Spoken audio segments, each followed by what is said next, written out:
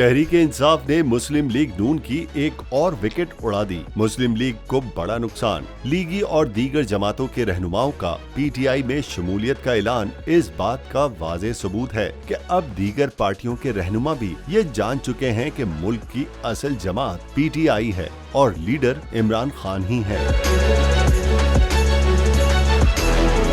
ननकाना साहब में NA 117 से आजाद इलेक्शन लड़ने वाले और पाकिस्तान मुस्लिम लीग नून के साबिक रुकने सूबाई असेंबली तारिक बाजवा ने पाकिस्तान तहरीक इंसाफ में शमूलियत इख्तियार कर ली। बनी गाला में चेयरमैन पीटीआई इमरान खान के साथ मुलाकात के दौरान तारिक बाजवा ने पाकिस्तान तहरीक इंसाफ में शमूलियत इख्तियार कर ली।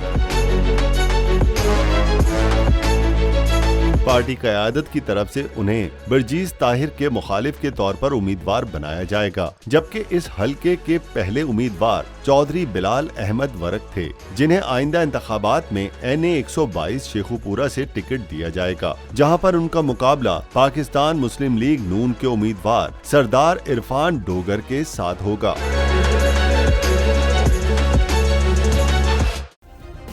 सब्सक्राइब करें और बेल दबाएं ताकि कोई खबर रह न जाए।